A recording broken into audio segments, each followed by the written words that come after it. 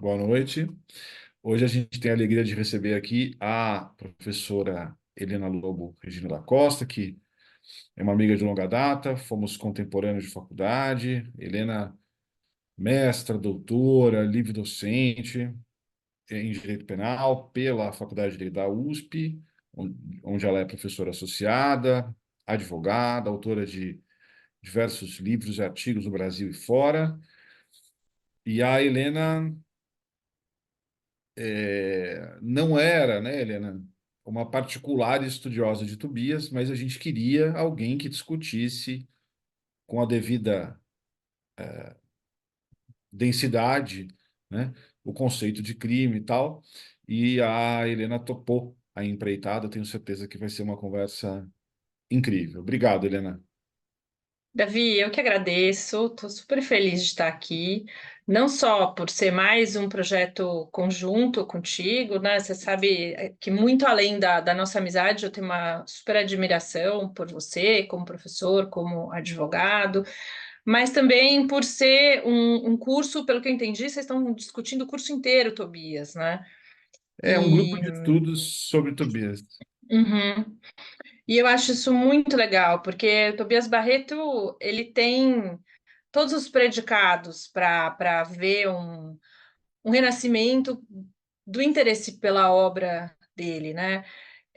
Enfim, um brasileiro muito autêntico, tão autêntico que colecionou inimizades a vida inteira, né, com todos os colegas da faculdade dele, um germanista, né, no bom sentido do termo, né, sempre muito preocupado com as características brasileiras, mas um estudioso dos autores alemães numa época em que todo mundo lia Carrara, crítico dos franceses numa época em que todo mundo se pautava pelos franceses. Então, acho que o Tobias tem essa marca de ser sempre um contestador, tanto que ele tem uma paixão pela forma da polêmica, né, que é essa forma de argumentação pela qual a gente destaca os aspectos negativos do argumento do outro, né? Até é um pouco estranho, porque isso se perdeu um pouco na prática científica, mas é super interessante como ele faz isso. E, enfim, um negro sergipano, né? Então, acho que tem um componente de racismo também, o fato dele ter ficado tão esquecido de uma certa forma. E eu, particularmente, gosto muito de Tobias, porque, embora eu tenha estudado Tobias de uma forma muito lateral na minha vida acadêmica, a obra de Tobias Barreto foi um dos pontos dos meus muitos concursos na Faculdade de Direito. Eu não Então, eu sabia disso, fui. olha só. Em um dos, eu não me lembro em qual concurso foi, eu acho que foi na livre docência, mas foi um dos meus pontos. E ali eu tive que levantar muita coisa, e obviamente que quando a gente começa a ler Tobias é muito difícil não se interessar e querer ler cada vez mais. A gente pode concordar, a gente pode discordar, mas o fato é que ele é um autor muito instigante. Então, estou super feliz por vocês terem feito o grupo de estudos sobre esse autor tão interessante da nossa história e do direito penal. Aproveito para cumprimentar todos e todas as alunas, os alunos que estão aqui, dizer que para mim é sempre uma alegria participar de atividades na UERJ. Bom, Davi, eu não sei muito qual a forma que vocês estão adotando, É mas bem livre, Helena. tá, Pode eu fazer. pensei assim em fazer uma exposição muito breve do Tobias, dessa parte específica do conceito material de delito, até porque ele desenvolve isso em poucas páginas. Eu imagino que a essa altura do campeonato vocês já tenham muita familiaridade com o pensamento dele. E depois trazer um pouco a questão para o momento contemporâneo, né? Para essa discussão que ainda persiste, se o bem jurídico ainda ainda tem algum potencial crítico. Enfim, mas fiquem, por favor, todas muito à vontade, se quiserem me interromper, fazer qualquer pergunta, qualquer sugestão, enfim. Bom, Tobias Barreto, como vocês sabem, é um autor do século XIX. Ele morre com 50 anos, então ele tem muito pouco tempo, de uma certa forma, de produção intelectual, né? Ele nasce em 1839, morre em 1889, e o texto em que ele desenvolve mais a questão do conceito material de crime, ele obviamente não fala em bem jurídico, isso não era um conceito corrente não, naquela época, é de 1885, né? Então, já nesse momento mais para o fim da vida dele, em que ele está muito ligado a questões filosóficas, né? Ele tem um início de obras que muita poesia, tal, e nesse fim ele aprofunda demais essa parte da filosofia. E é interessante a gente entender esse texto no momento histórico em que ele foi produzido, né? Lembrando que quando a gente pensa em teoria do bem jurídico, a gente tem Birnbaum em 1834, trazendo a ideia de bem jurídico, né? Tentando superar a ideia que até então prevalecia na doutrina, que era do direito subjetivo, e não substituir, porque não é simplesmente uma substituição, a gente tem um ganho teórico muito claro, por essa ideia de bem jurídico, e Binding depois, mais na segunda metade do século XIX, vai desenvolver mais essa questão. Então, a gente percebe que tem claramente um paralelo de desenvolvimento dessas ideias, e no caso do Tobias Barreto, eu realmente me pergunto se foi um desses paralelos frutos do acaso ou se de fato ele estava acompanhando essa discussão na Alemanha, porque apesar de todas as dificuldades da época, né, de dificuldades físicas mesmo, de se ter acesso a essas obras, o Tobias era um leitor ávido dos autores alemães. Ele tinha correspondência com diversos autores, a correspondência dele com Jhering, por exemplo, é bastante conhecida, ele chegou a ser citado pelo Jhering, segundo relata o professor Celso Laffer, né? Eu nunca fui lá no Jhering tentar conferir, mas eu acredito no professor Celso Laffer. Então, eu acho que é possível que ele tenha tido acesso a essas ideias, né? Ou não. Mas, enfim, o que eu acho interessante desse desenvolvimento no Tobias Barreto é que ele deixa muito claro que não havia uma discussão jurídica sobre o conceito material de delito naquele momento. Ele até termina o texto dele falando assim: olha, do ponto de vista de um jurisconsulto, esse pedaço, né, quer dizer, esse trecho sobre conceito material do delito, é um conjunto de desatinos. Então, era uma coisa que o pessoal do direito não discutia. E eu acho que isso é bem interessante nesse autor que congrega tantos olhares, né? Que vai lecionar diversas matérias na faculdade, e por conta desse interesse dele na filosofia, necessariamente vai ter um olhar múltiplo para esse objeto do direito penal, né? Então, ele, obviamente, começa falando sobre o conceito formal de crime, que eu acho que claramente era o conceito ao qual a doutrina se referia, se dedicava, dizendo: olha, crime é o que está previsto na lei com uma consequência de pena, né? É um conceito totalmente tautológico, fechado, ou aquela história de toda ação ou omissão voluntária apenada pela lei penal. E ele deixa muito claro que esse conceito formal tem uma relevância, e eu acho que isso é um ponto muito importante em tempos de criminalização de condutas indubitavelmente reprováveis, mas pela jurisprudência, né? Acho que o conceito formal tem uma importância muito grande. Mas ele diz o seguinte, olha, o conceito formal, ele dá a característica, mas não dá a essência. Qual que é a essência do crime? E aí ele vai dizer, olha, o crime, ele vai ser uma conduta que encerra um desrespeito pela lei.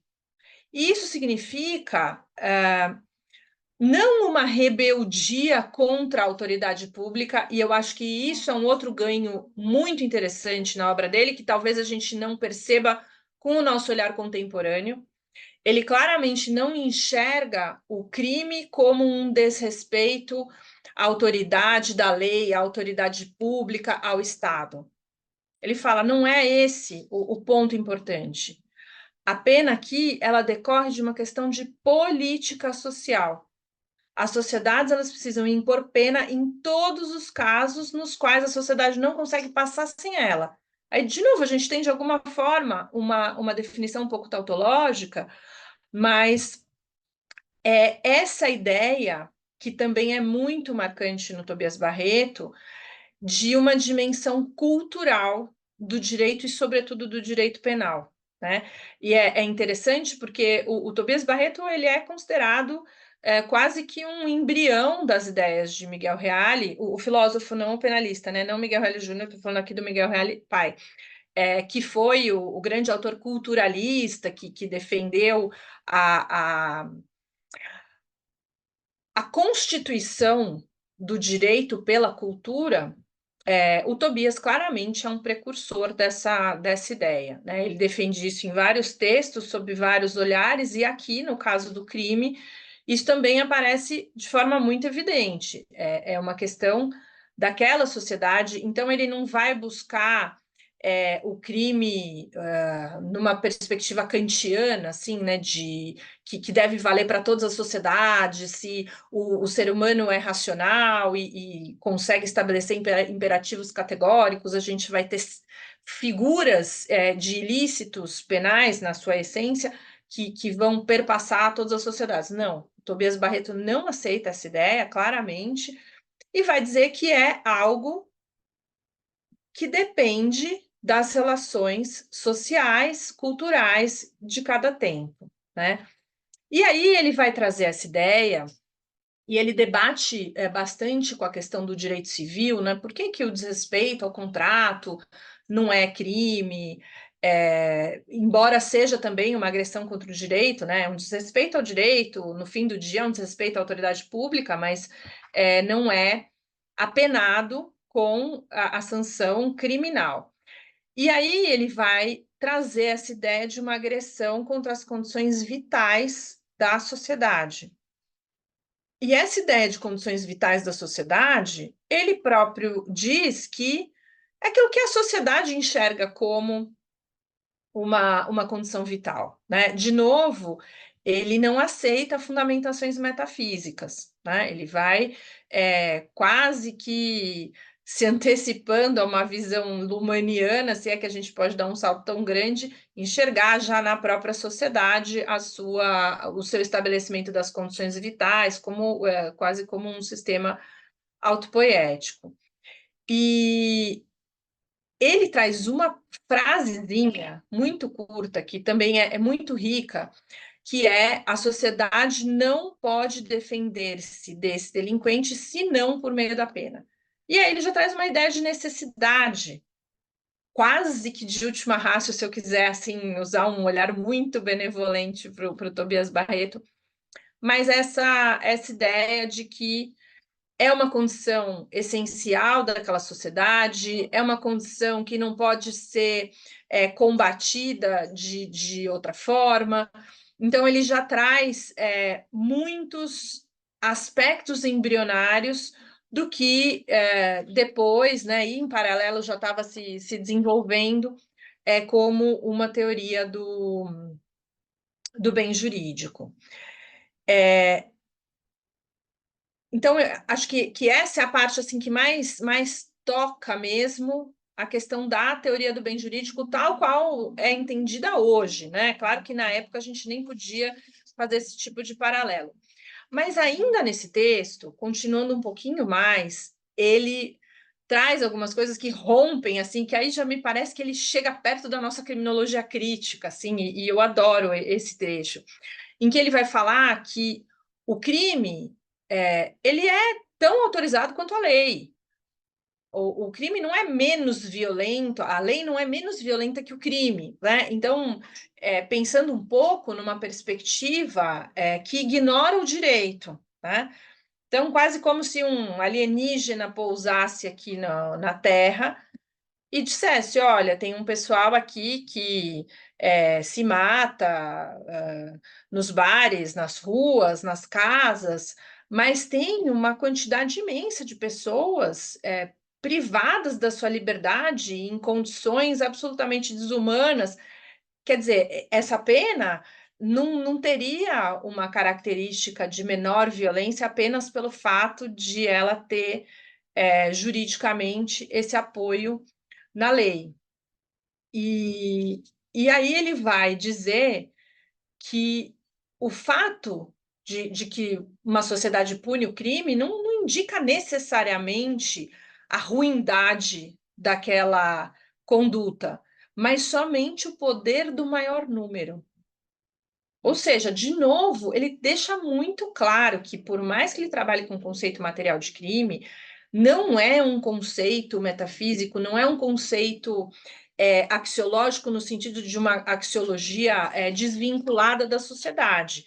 É essa sociedade que estabelece, e apenas e tão somente porque a maioria decidiu assim. E ele, de alguma forma, enxerga o crime como uma pulsão do ser humano, né? Quando ele fala assim, se os homens se tornassem seres ideais, ou seja, que não praticam crimes, tornar-se-iam também tediosos e inúteis. Então, de uma certa forma, ele enxerga essa pulsão pela prática do crime, pelo desajuste social, como algo também da natureza do ser humano, né? E aí ele fecha esse texto dizendo aquilo que eu falei no começo, né? Olha, sob o ponto de vista de um jurisconsulto, ou seja, de alguém que trabalha com direito, esse texto aqui é um desatino completo, né? Um conjunto de desatinos.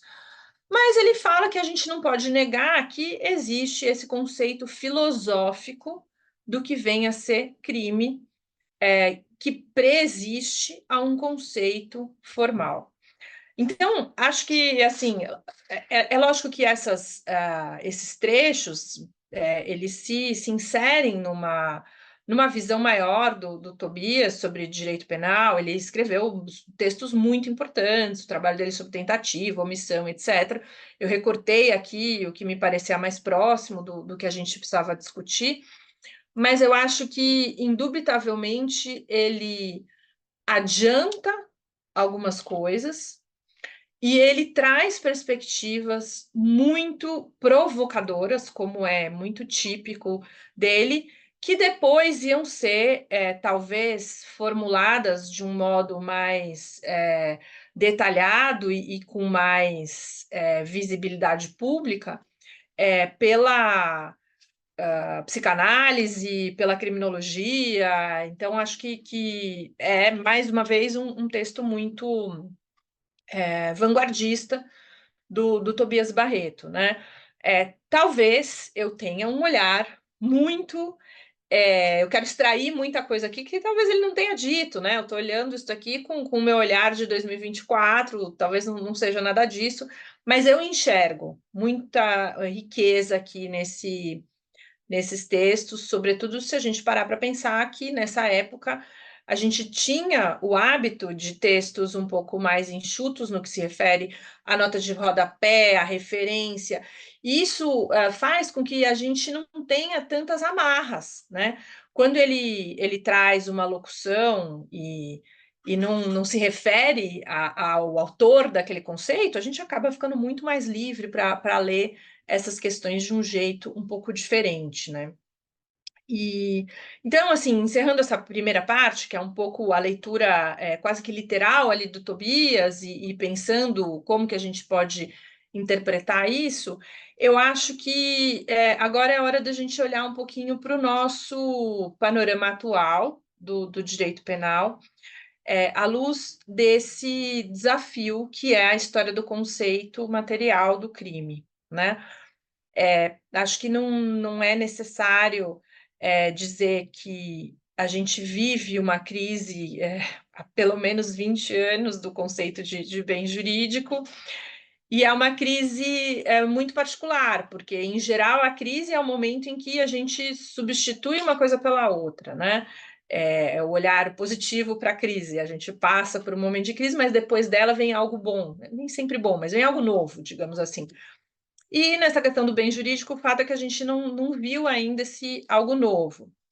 Mas não é de hoje que a doutrina aponta que o bem jurídico falhou miseravelmente nessa função de configurar um limite crítico ao âmbito de aplicação do direito penal, né? E aí, só voltando um pouquinho, a gente teria duas funções para o bem jurídico dentro do direito penal, uma externa ao sistema, outra interna ao sistema. A externa ao sistema é exatamente essa de questionar a legitimação, a legitimidade de uma incriminação.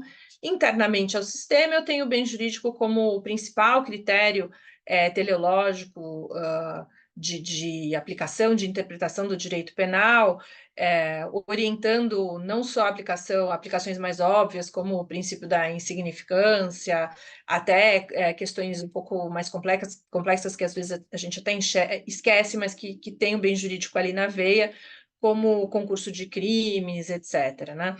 Então, a grande crítica é feita a essa função externa, né? O bem jurídico não consegue dar conta de segurar esse direito penal. E aí o grande argumento dessa crítica vejam o que vem acontecendo com o direito penal desde os anos 90 do século passado. Ele só cresce, ele só aumenta, e no discurso jurídico a gente identifica um momento, e aí, claro, a gente está falando de momento conceitual e não de momento cronológico, mas em um momento em que o conceito de bem jurídico deixa de ser usado como limitador e passa a ser usado como fundamentador, né? Que de uma certa forma, aquele karma dos conceitos que tem muito sucesso. O bem jurídico teve tanto sucesso e se firmou como o grande critério limitador do direito penal, que ele passou a ser usado, quer dizer, as pessoas falaram, não dá para a gente lutar contra, e falar, não é isso.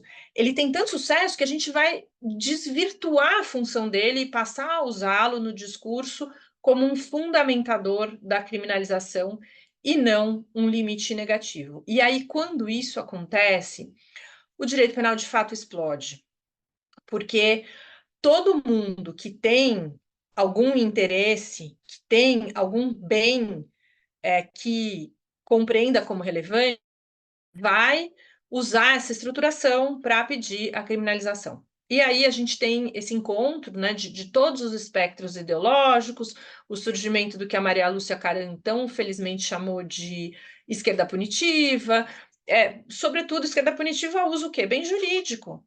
Olha, isso é muito importante, a gente está falando aqui de tal coisa, de fato, é muito importante, mas será que isso basta para a gente estabelecer a necessidade do uso do direito penal? E aí, no meio dessa crise toda, a gente começa a ter vários autores que propõem o abandono desse conceito. E aqui eu acho que dá para a gente dialogar muito com Tobias, né?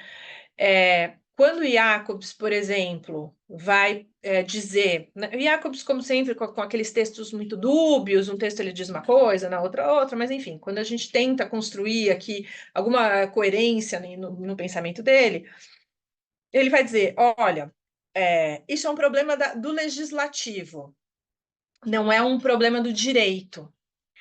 E aí a gente já lembra aqui do Tobias falando, olha, do ponto de vista do jurisconsulto, isso daqui é um desatino, ficar discutindo o conceito material do delito.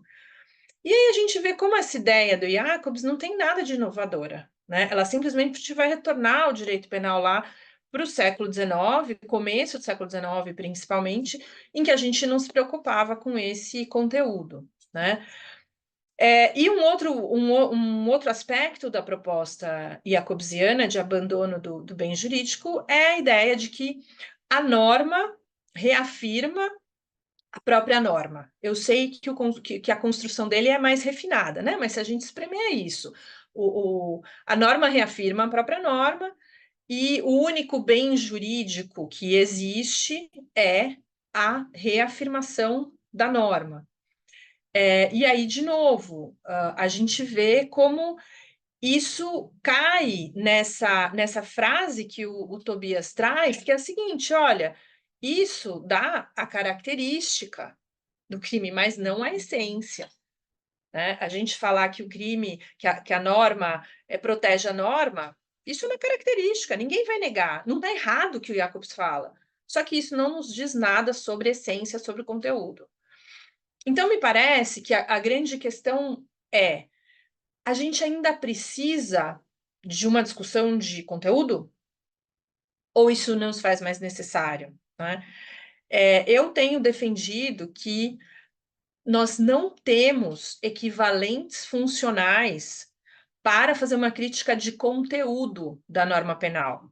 Né? Então, o princípio da legalidade é um controle, sobretudo, de forma. Controle importantíssimo, mas é um controle de forma da norma. Como essa norma vem ao mundo, quando ela vem ao mundo, etc. Princípio da proporcionalidade, também importantíssimo, sobretudo nessa questão da legislação. Mas o princípio da proporcionalidade, ele estabelece uma relação entre duas coisas, às vezes mais, né? Mas entre duas ou mais coisas. Mas ele não fala nada sobre o conteúdo dessas coisas, né?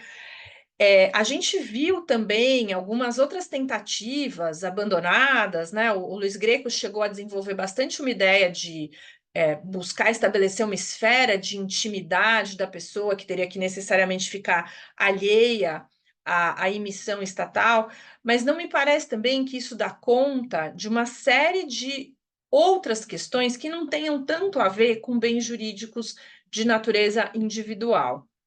Então, eu acredito que é mais um dos conceitos do direito penal que não funcionam 100% bem, mas a gente ainda não conseguiu nada melhor para substituição funcional. Porque não adianta eu substituir por uma coisa que tem outra função. Aí não é substituição de verdade, né? E a gente tem vários outros conceitos que são assim no direito penal. Está cansado de saber que as nossas regras relacionadas à relação de causalidade não funcionam bem em várias situações. O livro do Juarez Tavares tem um monte de exemplo ali. E a gente continua trabalhando com elas, porque ainda não surgiu nada cientificamente melhor, né? Então, me parece que essa ideia de um conceito material de delito, não pensando para dentro do sistema, né, porque acho que para dentro ninguém questiona como é que a gente vai aplicar os nossos conceitos, abandonando a ideia de bem jurídico. No fim do dia, se a gente for adotar uma teoria roxiniana, sem o bem jurídico, que é o fundamento da política criminal na construção do Roxin, a gente abandona toda a orientação do sistema. Né? Então, para dentro do sistema, eu não tenho dúvida, mas também para fora do sistema, esse olhar de legitimidade, de crítica, não me parece que haja nada que tenha sido um equivalente funcional. Acho que diante disso e reconhecendo os problemas desse conceito, a gente precisa tentar retorná-lo para aquilo que ele efetivamente é, que é um limite negativo e não um fundamento, né? Não um limite positivo, o limite positivo não, um incremento, né? Um fundamento para a incriminação. Mas acho que o grande ponto de interrogação que o texto do Tobias deixa e quando ele efetivamente rompe todos os limites, assim, até do nosso pensamento contemporâneo, para dizer, nesse momento, século XIX, olha, lei, a violência cometida autorizada pela lei ou o crime, eles são exatamente a mesma violência. O fato de punir uma conduta não altera em absolutamente nada a essência dessa conduta, que é algo totalmente social, né? E aí, acho que uma provocação mesmo que a gente tem que ler no sentido de que, olha, a gente aqui, por meio da violência, está tratando de questões que não são resolvidas, né, que não tiram o caráter de violência do crime pelo fato de eu aplicar mais violência. E talvez seja um chamado aqui nas entrelinhas do Tobias para que a gente busque soluções efetivamente sistêmicas, coletivas, de escolhas sociais, de escolhas econômicas, que é aquilo que de fato consegue alterar alguma situação dessa sociedade, né? O direito penal é aquela maquiagenzinha barata, né? Que não funciona bem, ela dura um pouquinho, até dá uma disfarçadinha, mas não resiste a uma festa um pouco mais longa. Então, acho que, enfim, foram essas as reflexões que eu tive aqui a partir da provocação do Davi, e vou adorar ouvi-los e discutir um pouco mais esses temas. Maravilha, Helena. Excelente, super obrigado. E vamos abrir aí para a turma. Quem quiser fazer alguma pergunta ou uma colocação, essa é a hora.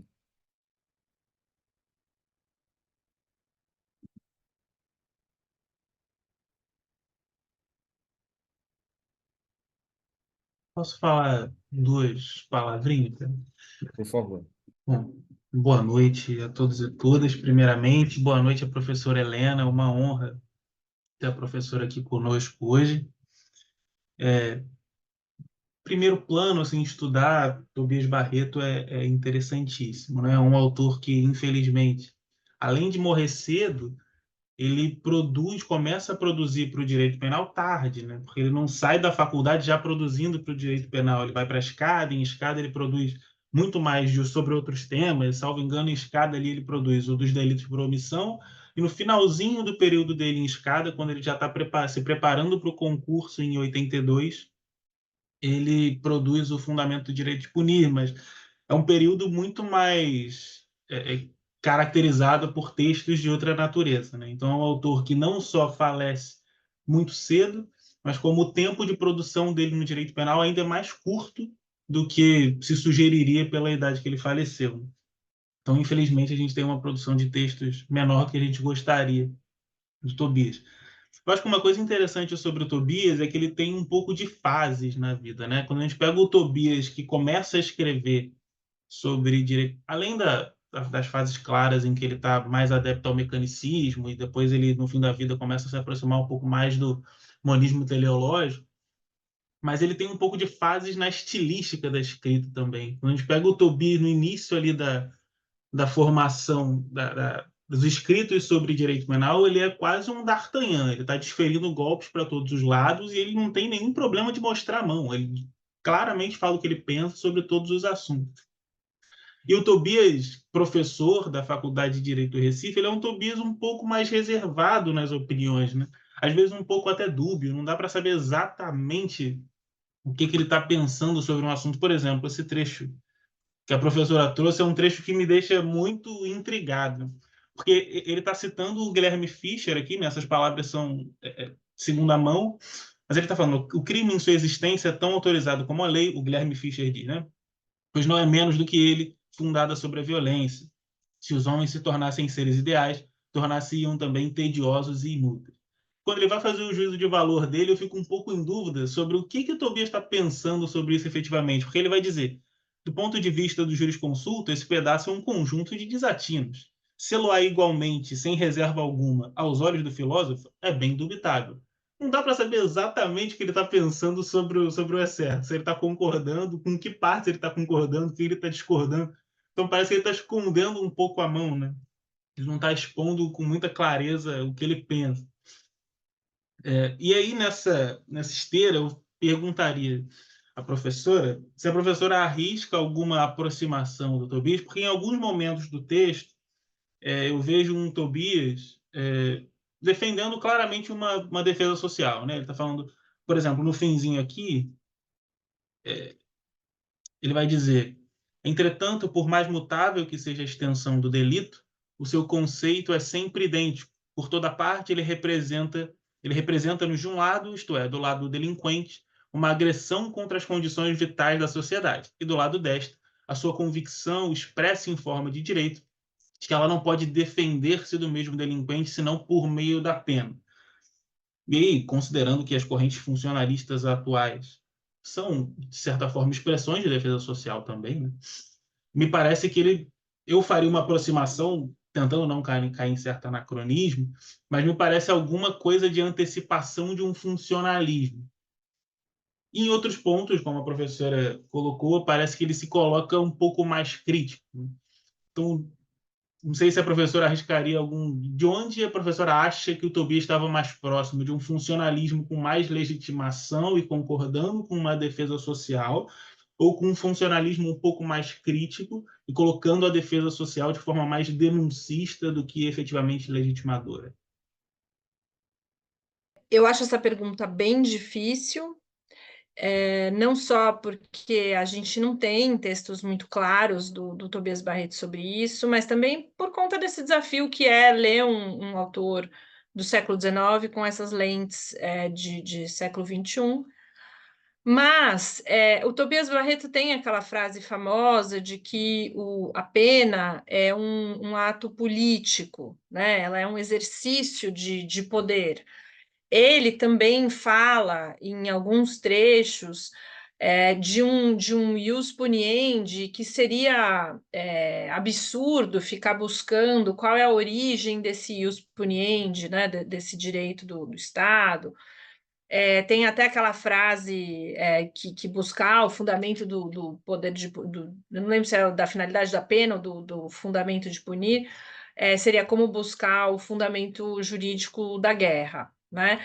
Então, por conta desses trechos, a leitura que eu faço é a de que ele teria uma visão mais de defesa social, assim. Eu não vejo o Tobias Barreto tendo um olhar crítico, no sentido de que, olha, eu preciso ter algum tipo de limitação nesse direito de punir, mas, de novo, por outro lado, o Tobias Barreto culturalista, ele tem muito uma coisa social, né? Então, é a sociedade, são as condições vitais para aquela sociedade. Eu imagino que ele não buscaria nenhuma limitação metafísica, axiológica, fundada em valores absolutos, mas eu imagino Tobias Barreto reconhecendo como ilegítimo um direito penal desacoplado de uma axiologia concreta, né? Então, uma sociedade que tenha determinados valores específicos, consolidados, se esse direito penal tiver em descompasso com isso, eu acho que ele teria uma visão um pouco mais crítica, né? Mas, assim, para dar uma resposta talvez mais direta, vejo Tobias mais como alguém que da defesa social do que de um funcionalismo mais crítico.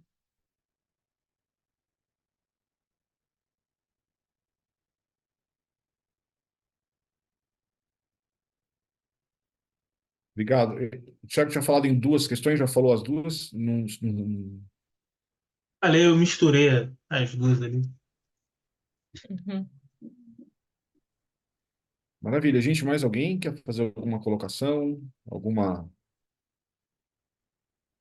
pergunta?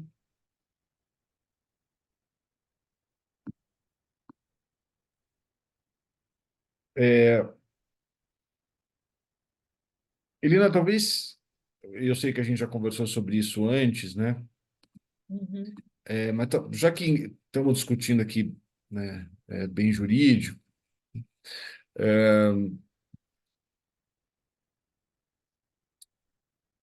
você que estudou na Alemanha, enfim, talvez dividir um pouco aquela perspectiva da Tatiana Höhnle sobre Uhum. por que, né, que o Hassemer, o Roxin, aquele professor de Berlim que era juiz também, me fugiu o nome dele agora, né? Ali na década de 70, se apegaram tanto ao conceito de bem jurídico. Uhum. Estou deixando o Tobias um pouquinho para Aham. trás do estudo, você é, sinalizou isso com muita clareza, a falência e tal. Talvez para os estudantes fosse benéfico entender também. Uhum. O Birnbaum falou isso lá em 1834. Uhum. Mas teve idas e vindas, né, Helena? Conta um pouquinho Sim, para a gente das sim. idas e vindas. Bom, eu acho que o que aconteceu, como tudo o que acontece no direito penal, é que os conceitos florescem quando a terra está adubada, o tempo está bom, chove o suficiente, né? A gente precisa ter todo um ambiente propício para que determinados conceitos consigam render aquilo que eles pretendem render. O que a gente tem, na verdade, é um momento ali, por volta dos anos 60, do século passado, em que a gente tem uma sociedade, de uma forma geral, contestadora do poder, né? Então, a gente vai ter 68 na França, revoluções estudantis, todo mundo na rua, contra o Estado, muitas vezes, assim, não se entende nem muito bem qual é a reivindicação, mas é uma revolução contra o poder, né? Uma manifestação contra o poder. Nos Estados Unidos, a gente tem um movimento muito parecido, com toda a contestação à guerra do Vietnã, movimento hippie de contracultura. Então, questiona-se desde o Estado, né, a guerra promovida por esse Estado, até mesmo essas amarras sexuais daquela sociedade tão repressora, etc. E na Alemanha, muito especialmente, em paralelo a tudo isso, a gente vê a geração dos filhos do pessoal que estava vivo na Segunda Guerra, olhar para os pais e falar: escuta, o que você fez durante o nazismo? Né? Se foi um regime que contou com todo o apoio da sociedade, porque quem não apoiava morria, né? O que você fez? Então, isso também e talvez seja muito forte, mais forte até do que questionar o Estado, é você questionar os seus pais, né, sua relação ali de família, tal. Então, é um momento de grande contestação do poder. E quando a gente contesta o poder, evidentemente, a gente contesta o direito penal.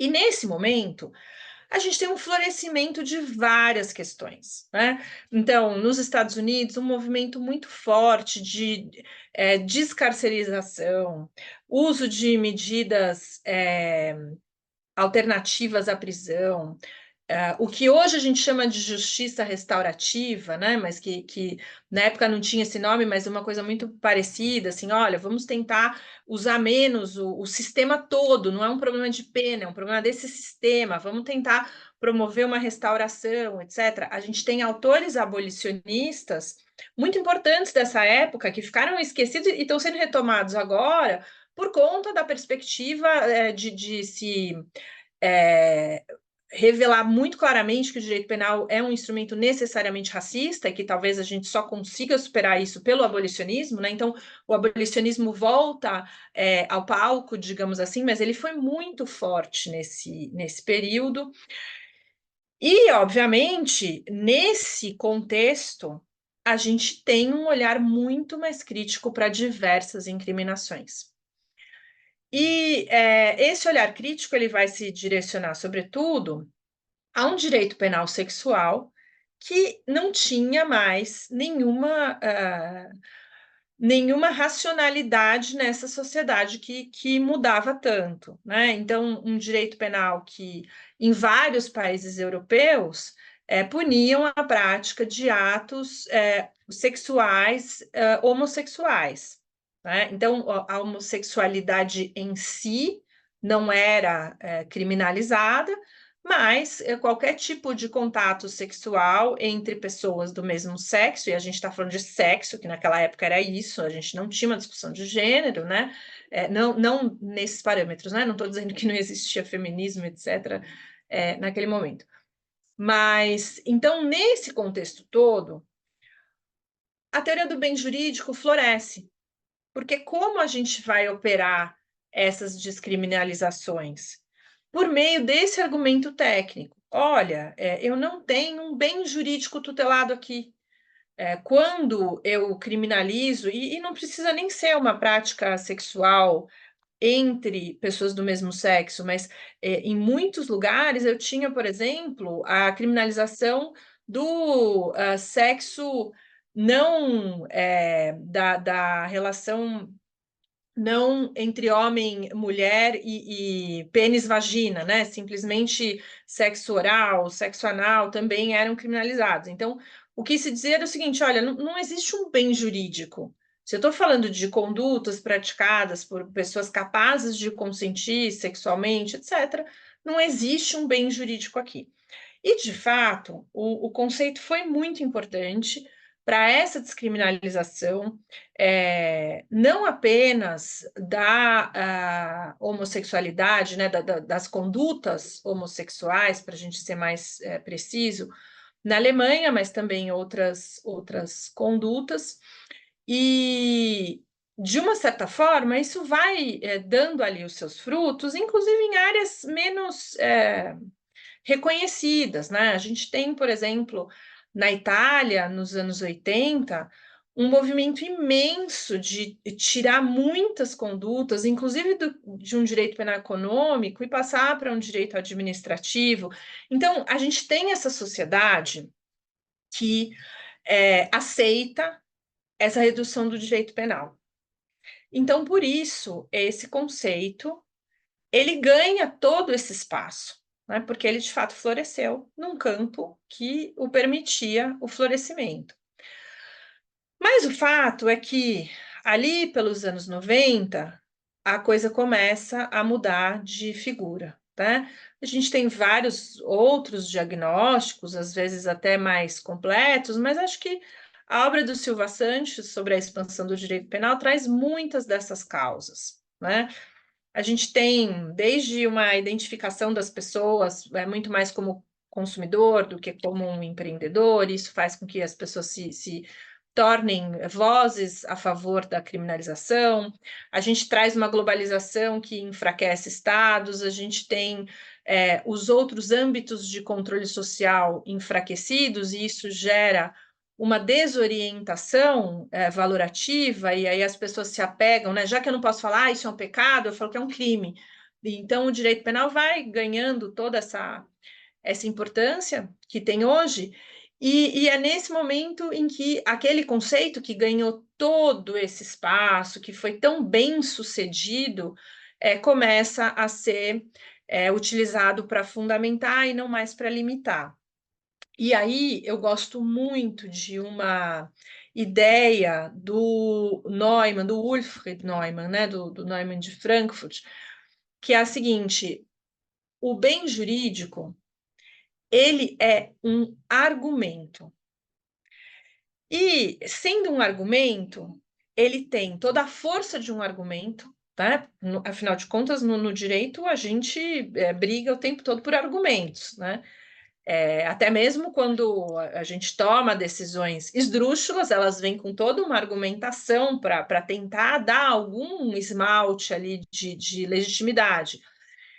Mas, por outro lado, o argumento só prospera num ambiente propício a uma argumentação. E o que eu vejo hoje é que a gente não tem espaço. A gente não é só uma questão de falência do conceito. A falência é muito mais ampla aqui. A gente não tem mais espaço de discussão sobre descriminalização, sobre despenalização. Não há possibilidade de a gente, no debate público, tentar, de alguma forma, propor a descriminalização de nenhuma conduta, né?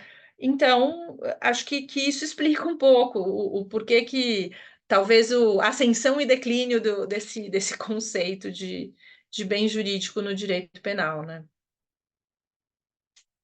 E eu não falei de Tatiana Holling nem nada disso, mas, Não, enfim, tudo bem.